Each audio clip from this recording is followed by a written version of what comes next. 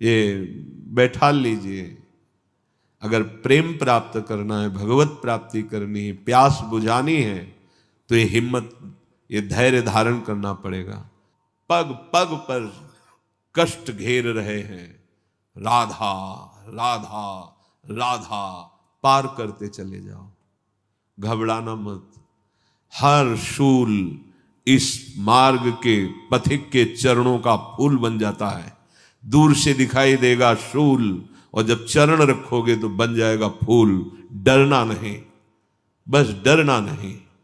और माया के मार्ग में हर शूल फूल नजर आता है, फूल समझ करके रखा तो फंस गया। ऐसा शूल चुभा कि आह भी नहीं बोल पाता। बहुत धैर्यपूर्वक, कितना भी संकट पे संकट परिस्थिति हो, नाम नहीं छूटना चाहिए।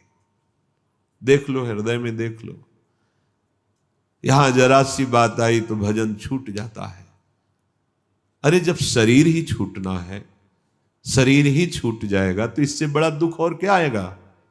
और वो हमने पहले निश्चय कर लिया है कि मुझे भगवत प्राप्ति करनी, इसका मतलब देह राग पहले ही हम मिटा रहे हैं, फिर घबराना क्या। जरा सा कष्ट आया, भजन छूट गया, हाय हाय करने लगे। देहोपि ममता भाग चेत्र हृषो नात्मवत प्रिय यज्जीर यद्यपि देहस्मिन जीविताशा बलीयसी। तुम जानते हो तुम जीना क्यों चाहते हो? जीना क्यों चाहते हो? इसलिए जीना चाहते हो, हर कष्ट सहकर, बुरी से बुरी परिस्थिति में भी इसलिए जीना चाहते हो तुम, क्योंकि तुम्हें प्रभु से अपनापन नहीं हुआ, शरीर से अपनापन है। हर बुरी स्थिति में ही लगता है मैं जीवित बना रहा हूं। जीवित का मतलब शरीर से राग बना रहे। शरीर से राग खत्म हो जाए तो ये शरीर का छोड़ना जैसे सांप केचुल छोड़ता है, कोई कष्ट नहीं होता, ऐसे होता है।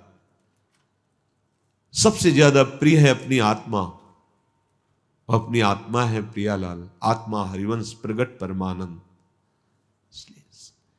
संकटों पर, विपत्तियों पर, दुख पर इतना प्रभावित ना हो जाओ कि तुम्हारा भजन छूट जाए। आखिरी जन्म वाले के लिए बात कह रहे हैं, तुम्हें संसार की बाजार फैलानी तो फैलाइए। अगर समेट करके अपने घर चलना है तो ये बात घर चलने वालों के लिए है। समेट लो, समेटे सो आशिक, फैले सो जमाना। फैलोगे तो जन्म जन्मांतर फैलते ही रहोगे।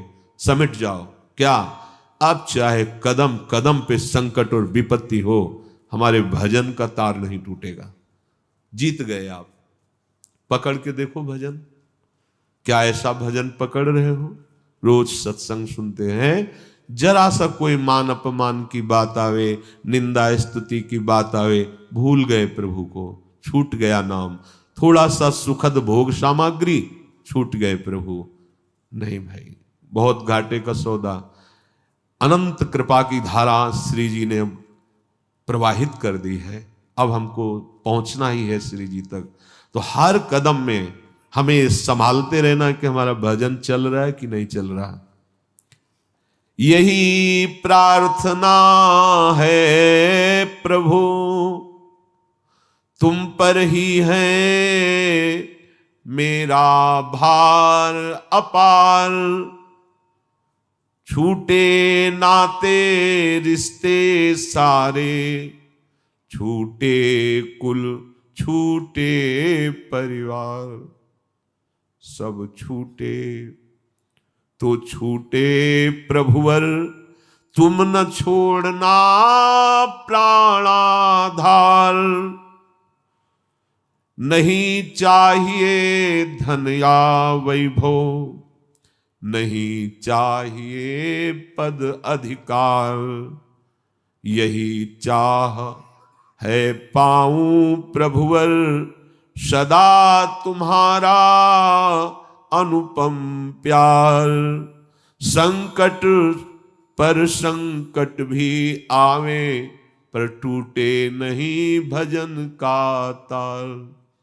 सार बात। हे प्रभु, आपसे यही प्रार्थना है, चाहे जितनी व्यथा की, दुख की परिस्थिति हो, जब मैंने अपने जीवन का भार आपको दे दिया है तो अब मुझे अपने दुख पर विचार करने का अधिकार नहीं रह गया है। ये बिल्कुल अच्छे से समझ लीजिए। जैसे मकान हमने दूसरे के नाम कर दिया, वो क्या व्यवहार उस मकान में करता है हमारा अधिकार नहीं, तो हम शरणागत हैं। हमारा शरीर, हमारा हृदय, ये प्रभु के हवाले है। यदि वो चाहते हैं कि पग पग पर इसे दुख मिले, तो फिर हमारा विचार करने का अधिकार ही नहीं रह गया है कि मुझे दुख क्यों मिल रहा है। देखो, अगर चलना है प्रभु के पास तो ये सिद्धांत है, क्यों म्यों करके संसार में फंसना है तो आप देख लीजिए, तुम पर हमारा सारा भार समर्पित हो गया है। और सच्ची मानिए, बहुत बड़ा कृपा विधान हो रहा है। आपको लगता है दुख क्यों दे रहे हैं प्रभु? दुख नहीं दे रहे हैं, हिसाब बहुत कम में निपटा रहे हैं। क्योंकि सिद्धांत है ना, तो भगवान भी सिद्धांत का उल्लंघन नहीं करते। तो जहां हमें सैकड़ों हजारों जन्म सड़ना था, वहां कुछ घंटे मिनट में भुगवा कर आगे बढ़ो और इसी जन्म में परम पद प्रदान कर देते हैं, जीवन मुक्त अवस्था प्रदान। तो हम ऐसे भगवान के विधान को न जानने के कारण कोसने लगते हैं कि भगवान ऐसा दुख क्यों दे रहे हैं। भगवत प्राप्ति करनी है तो नाता केवल इन्हीं से रहना, प्रभु से। अगर आप थोड़ा सा चाह कीजिए तो शेष संभाल वो देंगे। कोई यहां किसी से प्यार नहीं करता, कोई नहीं करता। भूल में मत रहना। आपको लगता है कि वो आपके लिए प्यार करते, सच्चाई से आप जिस दिन देखेंगे तो प्रभु के सिवा कोई प्यार नहीं करता, सब धोखा है, आपको समझ में नहीं आता। तो ये दृष्टि है, प्रभु के सिवा कोई तुम्हें प्यार नहीं करता। तुम जो औरों को माने हुए हो प्यार करने, वही तुम्हारी दुर्गति का कारण बनता है, कोई यहाँ नहीं। मां के रूप में वही प्यार कर रहे हैं, पत्नी के रूप में वही प्यार कर रहे हैं, पति के रूप में वही प्यार कर रहे हैं। ये जान जाओ तो जीवन मुक्त हो जाओगे, अन्यथा कहीं नहीं। तांडव मचा हुआ है स्वार्थ का। प्यार, प्रेम, ये इसकी परिभाषा ही नहीं समझ में आई कि प्रेम कहते किसे हैं। प्रेम किसे कहते जानते हो? अपने प्यारे को सुख देने का नाम प्रेम है। प्यारा कौन है तुम्हारे सामने? शरीर। तुम जानते हो शरीर के अंदर जो विराजमान तत्व है, जो वास्तविक प्यारा है, उसको तुम जानते हो? नहीं। तो बिन जाने न होए प्रतीति, बिन प्रतीत होए नहीं प्रीति। झूठा तो है ही तुम्हारा प्यार। जिससे प्यार कर रहे हो वो तुम्हारे सामने शरीर है। शरीर में जो अंतर में विराजमान परमात्मा, उसको तो तुम जानते ही नहीं हो, तो झूठा नहीं प्यार तुम्हारा, तो कहां से सच्चा हो गया? प्यार तो सच्चा तब जब जानो जिससे प्यार करते हो। जिससे प्यार करते हो उस क्या जाना? स्त्री शरीर जाना, पुरुष शरीर जाना, बालक जाना, बूढ़ा जाना। अंदर बैठा हुआ जो नित्य विनाशी परमात्मा, वो प्यार रूप है, उसको जाना क्या? बोले नहीं, तो झूठा तो है ही ना। सत्य कहां तुम्हारा प्यार रहा? सत्य को जाना क्या? नहीं जाना। इसलिए छूटे नाते रिश्ते सारे, छूटे कुल छूटे परिवार। इतना अपार सुख है इस बात में, आप उसे समझ नहीं पाएंगे। गोपीजन कहती हैं प्रभु से कि आप तो कह दिए कि हाँ ठीक है, वृंदावन की शोभा देख ली, आए, हमको भी देख लिया, तो चर अचर सबको हमारा रूप अच्छा लगता है, आपने देख, अब आप वापस जाओ। कैसे जाऊं?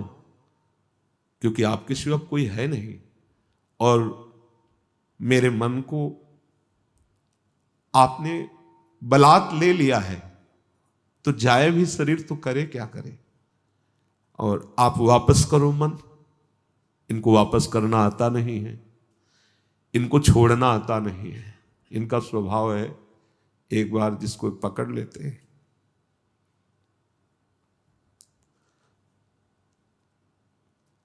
अगर इनका ऐसा स्वभाव ना होता तो अपने लोग कभी भगवत प्राप्ति ही नहीं कर पाते।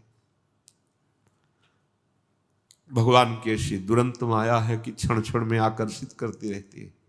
पर इनका स्वभाव एक बार जिसको पकड़ लिया ये छोड़ते नहीं, पार कर देते हैं, निहाल कर देते हैं। गोपीजन कहते वापस करो हमारा मन। और अगर आप इतने पे भी नहीं समझते तो आगे का जो शब्द था, आप जानते हैं सारे संबंध आपके चरणों में है, ये जीवन आपके चरणों, अभी आपके सामने इस शरीर को भस्म कर दूंगी। गोपीजन कहते अभी इस शरीर को तिनके की तरह नष्ट कर दूंगी, मैंने आपसे प्यार किया है।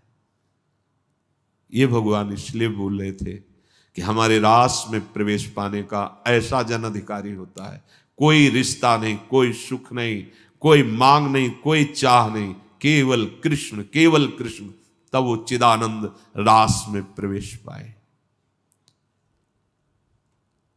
हमारे जब तक हृदय में अन्य संबंध, अन्य भावनाएं, अन्य कोई अपना है, तब तक ये छुपे रहते हैं। नहीं, दर्शन मांगने की जरूरत नहीं है, ये ऐसे उदार हैं, ये खेलते रहते हैं साथ, ये प्रेमी जन ही जानते हैं, दूसरे नहीं। जब तक तुम्हारा इस संसार में कोई और है प्रभु के सिवा, तब तक तुम्हें याचना करनी पड़ेगी, दर्शन दे दो, ये कर दो, वो कर दो। और जिस दिन तुम्हारा कोई संबंध ही नहीं रहेगा, केवल एक इन्हीं से संबंध, तो फिर भी नहीं जाने वाले। ये ऐसे प्रेमी हैं, ऐसे प्रेमी हैं। सब छूटे पर हे स्वामी तुम मेरे प्राणाधार हो, ये बात कभी ना छूटे, आपके सिवा कोई नहीं। ये अंदर अंदर से देखो, अंदर से देखो। नहीं चाहिए मुझे आपके इस माया का धन वैभव पद, नहीं चाहिए कोई अधिकार, बस एक चाह आपके अनुपम प्यार में मैं डूबा रहूं। तो देखो कबीरदास जी कहते हैं, कबीरा मन निर्मल भया, जैसे गंगा नीर, पाछे लागो हरि फिरहे, कहत कबीर कबीर। यदि मन निर्मल हो गया है, कोई संबंध किसी से नहीं, एकमात्र प्रभु से, तो जैसे गाय रंभाती हुई बछड़े के पीछे दौड़ती, ऐसे हरि प्यार करते हैं। भक्तन पाछे यो फिरत जीव बछड़ा। अरे हम उनके हैं, वो जो भी हैं उनके हम हैं, उनके सिवा और किसी को मान रखा है, इसीलिए हमारी दृष्टि में वो नहीं आ रहे। नहीं, ऐसा नहीं वो भगवान गरुड़ पर सवार होकर आए, 2 मिनट दर्शन दिए चले गए। प्रेमी है प्रभु, प्रेमी।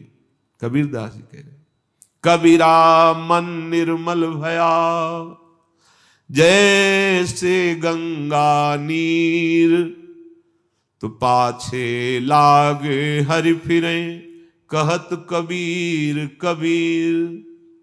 अगर तुम हरि हरि जप रहे हो तो हरि तुम्हें जप रहे हैं, तुम्हारे पीछे पीछे हरि डोल रहे हैं।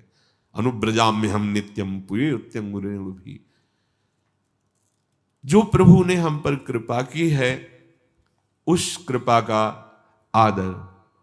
जब हमारी ऐसी निष्ठा हो जाती है कि चाहे जितना कष्ट हो, दुख हो, मेरे हरि का ये दुलार है, और हम नाम जप नहीं छोड़ते, तो अंतर में एक दशा प्रकट होती है। वो बातों से नहीं होती।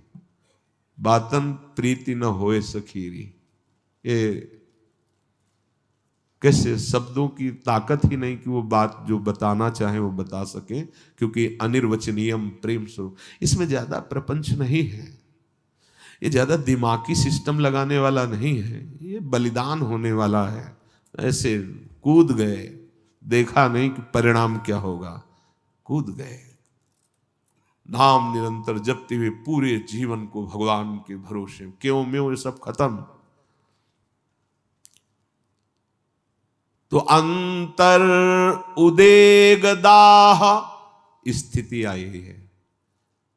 भारी से भारी कष्ट में भी निरंतर नाम जप कर रहा है, तो अंतर उदेग दाह, आखिन प्रवाह आंसू, देखी अटपटी चाह भीजनी दहन है।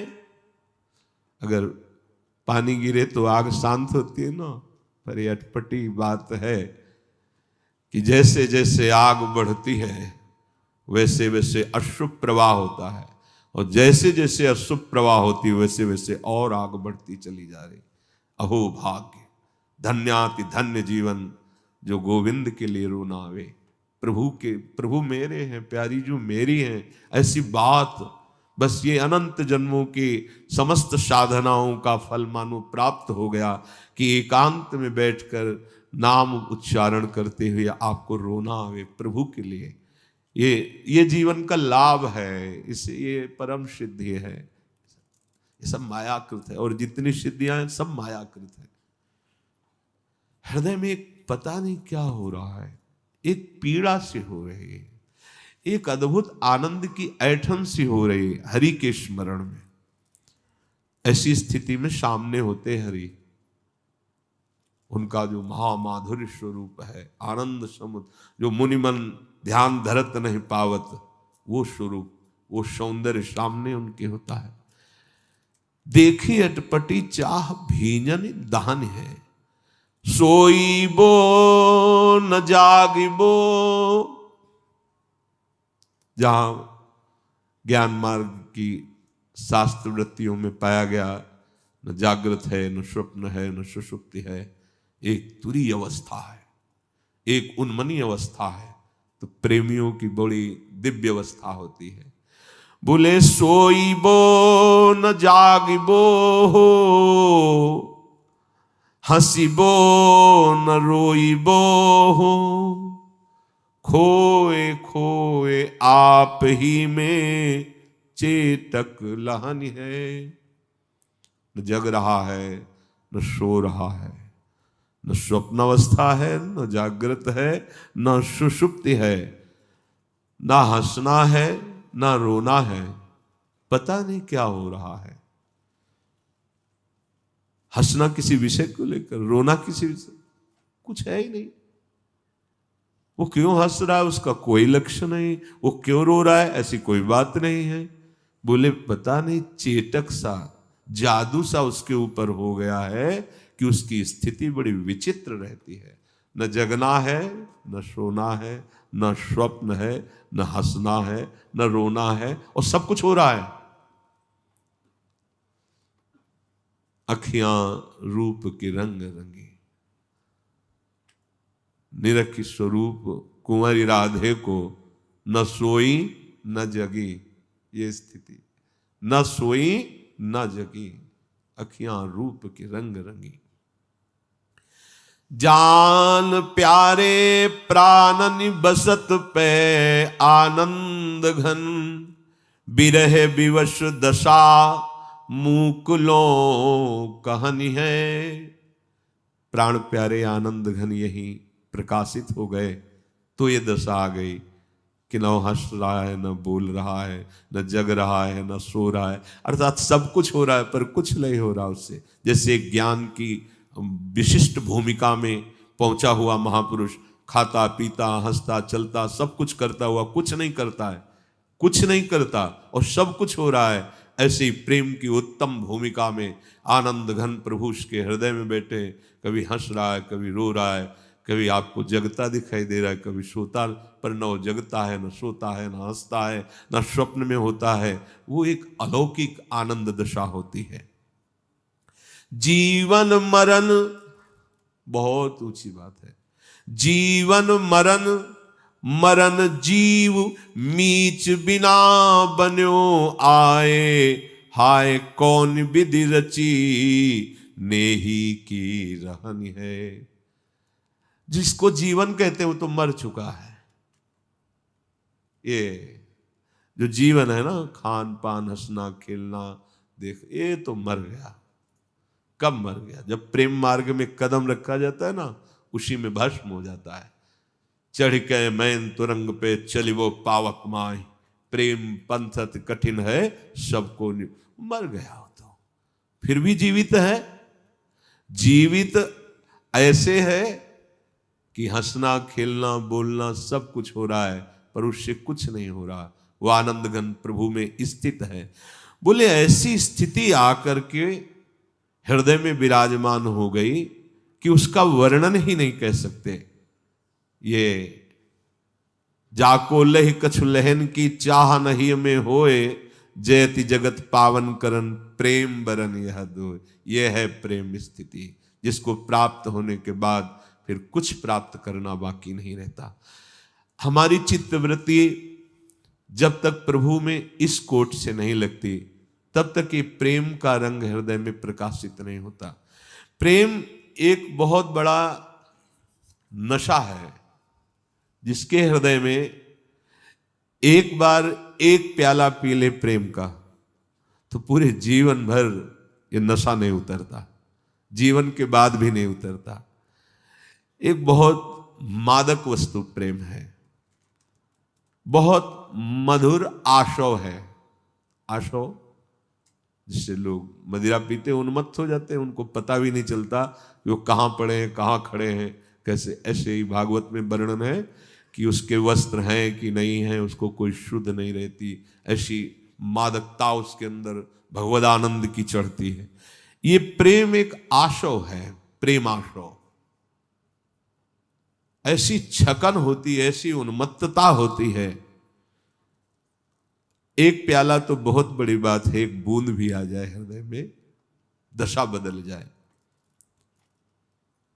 जब महाप्रभु चैतन्य देव की गंभीरा दशा का, तो हृदय फट जाए, दशा सुन के फट जाए।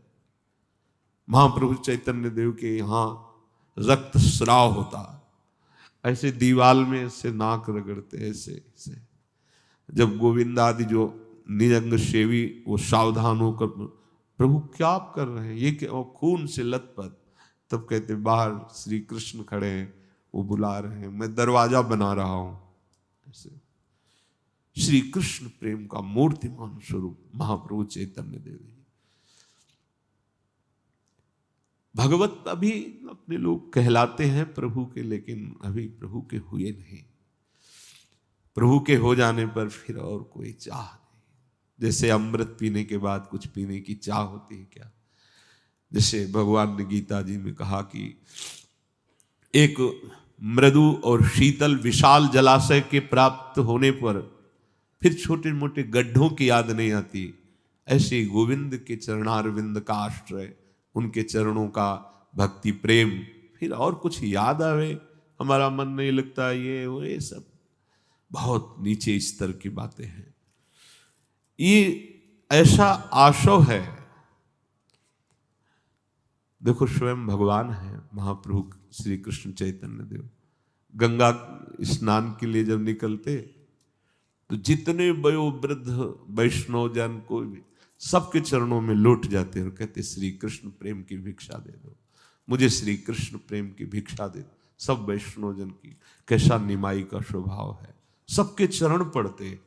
ऐसा ही नहीं कि केवल उपदेश किया हो तृणादपि सुनीचे, नहीं, सबके चरण पड़ते, मुझे श्री कृष्ण प्रेम की भिक्षा दे दो, मुझे श्री कृष्ण प्रेम प्राप्त हो जाए। हम लोगों की दशा कहाँ है? हम अपने को संत समझते हैं, अपने को बड़ा समझते हैं, अपने को ज्ञानी समझते हैं, और जो वास्तविक बड़े हैं साक्षात प्रभु ही तो है ना। कैसे कैसे आचार्य हैं, आचरण करके दिखा रहे हैं, सबसे मांगते हैं। कोई भी वैष्णव दिखाई दे उसके चरण पकड़ते हैं और कहते हैं कृष्ण प्रेम की भिक्षा दे दो। जिसे एक बूंद भी प्रेम प्राप्त हुआ वो धन्य हो गया, मस्त हो गया। उसकी मतवाली स्थिति जो होती है उसकी बराबरी कौन कर सकता है? संसार का बड़े से बड़ा बादशाह भी उसकी बराबरी नहीं कर सकता जो श्री कृष्ण प्रेम का प्याला पिए हुए है। त्रिलोकी का राज्य उसके लिए तिनके के समान होता है। हे शब्दों को देखो, हम प्रभु के इस दासत्व के मार्ग के पथिक हैं, जहां बड़े से बड़े शहंशाह का वैभव भी उसके लिए बमन के समान है, त्रिभुवन का राज्य वैभव भी तिनके के समान है, उस मार्ग के पथिक हैं। कोई चिंता, कोई शोक ऐसे श्री कृष्ण दास के पास फटक भी नहीं पाते हैं। नहीं भटक पाते हैं। सदा वो मस्त रहता है, आनंद की उन्मत्तता हृदय में रहती है। वो आनंद सिंधु के साथ खेलता है, प्रभु के साथ खेलता है। बाहरी शब्दों में आप उसे पागल भी कह सकते हैं। नारायण स्वामी कुसुम सरोवर से भागते ऐसे गिरिराज तक आते, फिर यहां से लौट के भागते ऐसे, बीच बीच में प्रलाप करने लगते हैं। किसी प्रेमी ने पूछा कि स्वामी जी आप ये, तो बताया हमारा उसका खेल चल रहा है। अपने प्रेमियों के साथ वो खेलते, बाहर से देखने में लगता बावरे, कैसे बावरे हैं, दौड़ रहे हैं, प्रलाप कर रहे हैं, नाराज हो रहे हैं, सामने कुछ दिखाई नहीं दे रहा तो पागल तो लगते ही हैं, लेकिन उनके सामने उनके आराध्य देव होते हैं। बड़े भाग्यशाली जन होते हैं जो ऐसे संतों का सानिध्य प्राप्त कर पावे। ऐसे जो महान भागवतिक पुरुष होते, इन्हीं के दर्शन और संभाषण स्पर्श से प्रेम जागृत होता है। प्रेम के लिए कोई और साधन मार्ग नहीं है। रे मन रसकन संग बिन रंच न उपजय प्रेम। प्रेम की बराबरी कोई नहीं कर सकता, चाहे वो ब्रह्म सुख, मोक्ष सुख, जीवन मुक्त अवस्था कोई भी हो, क्योंकि प्रेमाधीन भगवान उसके हाथ की कठपुतली बन जाते हैं। ध्यान दो, उल्टा हो गया। पहले क्या था? उमादार जोशित की नाई सबह नचावत राम गोसाई। अब उल्टा क्या हो गया? प्रेम के हाथ बिक जाने वाले प्रभु उस भक्त के हाथ की कठपुतली है। जहां चाहे जैसे चाहे वहां प्रभु को प्रकाशित कर दे, जहां चाहे। घोर पापात्मा सामने है, अगर उसका भाव बन जाए तो प्रभु को वहां हृदय में प्रकाशित होना पड़ेगा, क्योंकि भगवान उसके हाथ की कठपुतली है। पर उसका हृदय ही नहीं रह जाता है, हृदय ही प्रभु बन जाते हैं, इसलिए उसका कोई संकल्प ही नहीं होता है। अनादि अनंत असीम जिसकी महिमा है, जिसे भगवान कहते हैं, वो भक्त का खिलौना बन जाता है, भक्त के हाथ का खिलौना बन जाता है। कितना महान सुख! अब वहां तक पहुंचना ही बुद्धि की, तो लगता है महान सुख का मतलब अगर अरब खरब रुपया मिल जाए, ये मिल जाए, क्योंकि हमारी बुद्धि में इतना ही बैठा हुआ है। प्रेम का जब प्रादुर्भाव होता है तो सबसे पहले भय को भयभीत करके भगा देता है प्रेम, अर्थात प्रेमी निर्भीक हो जाता है, निर्भय। प्रेम पहला कार्य करता है, भय को भगा देता है। कोई भय नहीं रहता। ऐसा थोड़ी कि मृत्यु का भय या रोग का भय, सब वो स्थिति होती है, स्थिति वो बातों से नहीं होती है। भय नाम की वस्तु, सोच कितना आनंद, भय नाम की वस्तु नहीं रहती। और उसकी रुचि को खा जाता है प्रेम। पहले सबसे क्या करता है? भय को भयभीत करके भगा देता है, उसका हृदय निर्भय हो गया। दूसरा, उसकी रुचि को खा गया प्रेम। अब प्रेममयी रुचि हुई, उसकी कोई रुचि ही नहीं, कोई चाह ही नहीं, कोई इच्छा ही नहीं है। ये महामहिम प्रेम का प्रभाव रुचि को खा गया। बोले तुम्हारी क्या इच्छा है? इच्छा ही नहीं है, कोई इच्छा ही नहीं। प्रहलाद जी से कह रहे हैं कि हमारी आज्ञा है, वरदान मांगो। प्रहलाद जी ने कहा आपकी आज्ञा का पालन तो करना ही है, तो नाथ आप ये वरदान दे दो कि हमारे हृदय में कोई कामना ही न रहे मांगने की। ये कोई वरदान? प्रेम ने रुचि को ही खा लिया, अब कोई रुचि ही नहीं रह गई। किंतु इसमें वही जो जानबूझ करके अपने आप को स्वाहा करना चाहता है, वही इस खेल में उतरता है। यहाँ ये भयभीत होने वाले लोग ने कि पैर रखे गर्म लगेगा तो वापस हो जाएंगे। प्रेम है, प्रेम खेल ये। नारायण अति कठिन है हरि मिलन की बाट, या में पग पीछे धरे प्रथम शीश दे काट।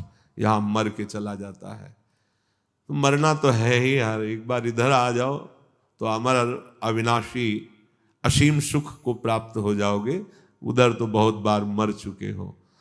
जब रावण ने मारीच से कहा चलो स्वर्ण का मृग बन के और भगवान को लुभायमान करो, तो उसने कहा तुम्हें पता है बिना फण का बाण मारा था तो 100 योजन दूर गिरा था और न जाने कितना समय लग गया, पर आज तक मैं वो भूल नहीं पाया हूं, उनको मैं भ्रमित करूंगा नहीं। तो उसने तलवार खींची और कहा अभी मार दूंगा। तो सोचा मारा तो दोनों जगह जाऊंगा, इधर ये मारेगा उधर रघुनाथ जी मारेंगे, तो उभय भांति देखियो जब मरना तब ताक्यो रघुनायक। उत्तम बात यही रहेगी कि जहां से मरना मिटता है वहां मरूं जाके, ये मारेगा तो क्या। तो काम क्रोध लोभ मोह मद मत्सर ये तो मार ही रहे हैं, जो चलो इधर आते हैं, थोड़ी जलन सह लेंगे, क्योंकि इनको जब हम स्वीकार नहीं करेंगे तो जलाएंगे, पर फिर वो जलन सदा सदा के लिए शांत हो जाएगी, असीम आनंद का अनुभव होगा। ये प्रेम का पंथ है, इसमें अपनी कोई परवाह नहीं करनी होती, अपनापन प्रभु को दे दिया वो जाने। अब हमें केवल परवाह इस बात की है कि प्रभु को न भूले, उनका चिंतन न भूले। पर है बड़ी टेढ़ी खीर, मानो ऐसा कि नैया भंवर में फंस गई है और डांड फेंक दो। देख लो प्रेम का मार्ग कैसा है कि नैया भंवर में फंस गई, अब तो जरूरी है डांड चलाना, तो कहते फेंक दो और ऐसे हो जाओ। है हिम्मत, फेंक के देख लो। तो बोले भंवर में नैया फंसी तो डूब नहीं जाएगी? बोले भंवर ही गायब हो जाएगी, भंवर ही गायब हो जाएगी, फेंक के तो डांड देखे कोई। और आखिरी में जो भी महान भक्त हुए हैं स्थिति यही आई है। पर बहुत इसीलिए कहा टेढ़ी खीर है। द्रौपदी जी कोई साधारण नहीं, अग्नि से पैदा हुई हैं और श्री कृष्ण की प्रिय हैं, लेकिन पांडवों का भरोसा, भीष्म आदि का भरोसा, फिर अपनी भुजाओं का भरोसा, फिर दांत का भरोसा। अब जब देखा कुछ तो ऐसे, यह है डांड फेंक देना। संभल गया उसी समय, सब कुछ संभल गए। गजेंद्र पूरा हाथी हाथनियां लगकर सहयोग कर रहे हैं, अपना बल उनका बल, जब सब खत्म, हरि, पूरा हरि नाम उच्चारण भी नहीं हो पाया था, हरि बचा लिए थे। इस मार्ग में चलने वाले को भंवर में फंसी हुई नैया पे डांड को ही फेंक दो, ये लो डुबो, अब डुबो आप। ये ऐसा मार्ग है ये, कहीं ऐसा नहीं है कूद गए, अब देख लो अग्नि भी शीतल हो जाएगी। प्रहलाद जी का रोम भी भस्म नहीं हुआ, एकदम आनंद। एक बार तो विश्वंभर भगवान को विश्वास करके अपने जीवन को अर्पित कर दो। ये ककरीली पथरीली दिखाई देती है मार्ग की भूमि, पर बहुत सुहावनी और मंगलमयी होती है। पर इसमें कदम कोई हिम्मत वाला रख सकता है। बहुत ऐसा लगता है कि बहुत कठिन मार्ग है, बहुत सुहावना है, उसको जो चल पड़ा इस मार्ग पे, दूर से देखने वाला नहीं चल पाएगा। प्रेम पंथ ये ऐसा है कि दूर से देख के नहीं चला जाता। इसमें जब दूर से देखोगे तो इसमें बहुत जलन, बहुत अशांति, बहुत ऐसा लगेगा। और जब आप इस पे चलोगे तो बहुत सुहावनी डगर है, क्योंकि बहुत प्यारा प्रीतम साथ में रहता है। जो प्रेम की इस वृत्ति में अपने मन को फंसाना चाहता है, तो उससे पहले अपने हृदय में किसी का भी प्रेम न रह जाए ऐसा खाली करना होता है। यह सहयोग प्रेमी जनों के द्वारा होता है।